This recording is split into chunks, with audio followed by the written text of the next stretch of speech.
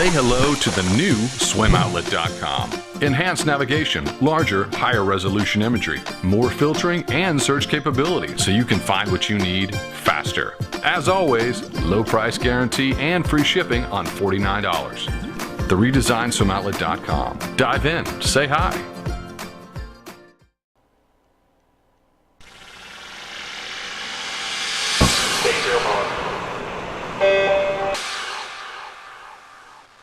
This is the Morning Swim Show for Wednesday, May 28th, 2014.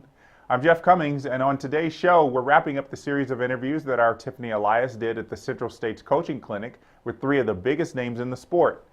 Today, we'll learn from Dave Durden, the head coach of the men's swim team at UC Berkeley.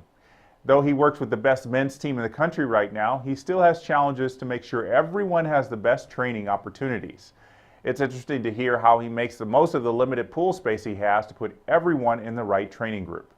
And anyone who sees Durden on deck knows that he can get his swimmers motivated to swim fast, and he talks about how he does that daily during workouts at Cal.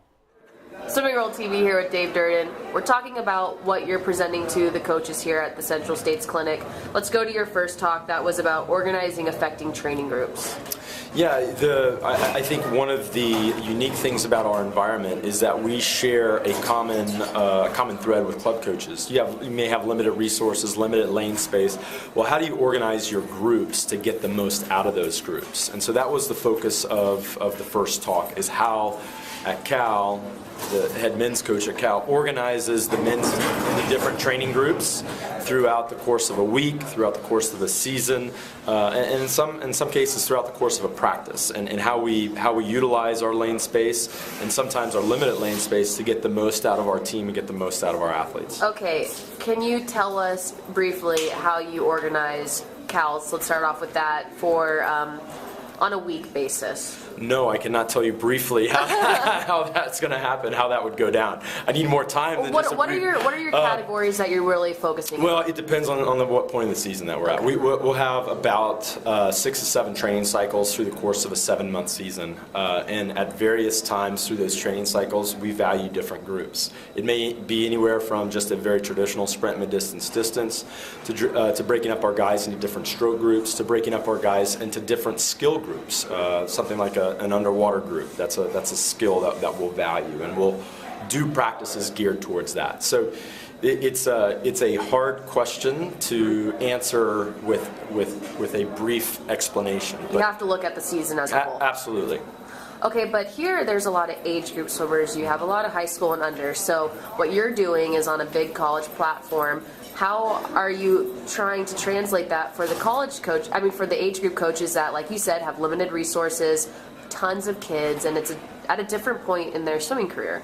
Sure, I think it's kind of much in the same way. You know, I think we may deal with different kids at a higher skill level that have different skills, and I think maybe for a younger age group program, you may be dealing with kids that are not as fast, not necessarily less skilled, but not as fast. So a little more of kind of a sort of a general sort of range. But I think within that.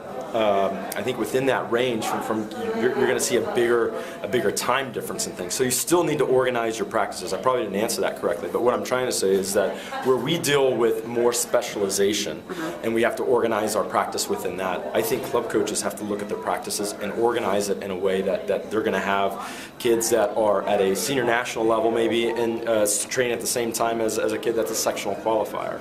And even though that may not be a big jump for sectionals to senior nationals, you can organize some things to get those athletes exactly what they need. So it's not necessarily best to lump them all together at that age and have them all doing the same types of things.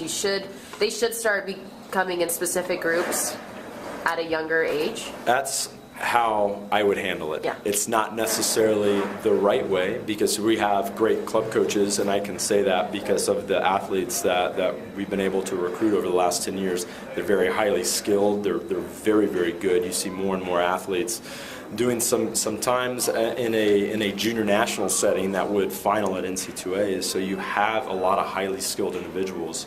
But that's how I would handle that differently, being a club coach versus being a college coach. College coach, highly specialized, and I would want to make sure that I'm taking care of those specializations. from a club perspective. I think the range is going to be more in the ability level of the athletes, and you would want to take care of those things by organizing some different groups. Makes sense. So you're also talking this weekend about motivating your swimmers to swim fast and practice with the focus. What are some highlights that you're leaving the coaches here with on that one? Well, really, all I did this afternoon was just give our coaches that were at this clinic, hey, here is how I think about a workout, and this is how I get them focused, this is how I get them motivated, this is how I keep them engaged. We looked at 5 different practices and a pretty big range of practices, just so that they could understand what my thought process was at a very micro level. Like, here is the workout.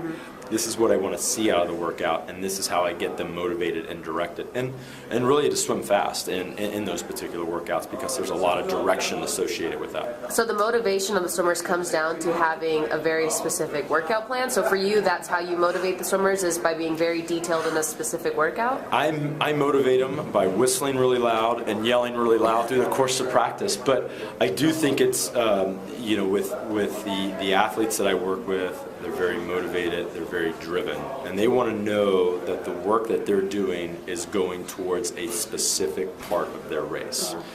Whether it be, at the start of practice or at the end of practice, they want to know that what they're doing is helping them with their goals. And I think that's the important thing that I've stressed with our swimmers, is making that attachment that what they're doing in practice is how I want them to race at the end of the year. Lastly, you've had the chance to work with some younger swimmers here at the clinic. Yeah. What are you focusing on? What do you want them to leave this clinic knowing at the young age they are right now? Well, there's a ton of things that you want them to leave with. In terms of working with them in the water, there's a couple things that with each of the 4 strokes that I talked about very briefly with them today, from more of talking with them in a classroom setting with Kate Ziegler, it's finding inspiration in the sport. It's finding inspiration through others in the sport. I think so many times you can go through this sport and not appreciate, and as Kate said so well, is you don't appreciate the journey, you don't appreciate the process. You just want to get to the destination, and the more they can step back and understand that process and journey better, the better off they're going to be. Dave, thanks for sharing that. Yeah. Our thanks to Coach Dave for those words of wisdom. We hope you've enjoyed hearing from some of the guest speakers at this year's Central States Coaches Clinic, and we want to give a special thanks to Mark Schubert and Sue Davis for allowing us to be a part of the clinic. And that will do it for today's Morning Swim Show. I'm Jeff Cummings. Thanks for watching.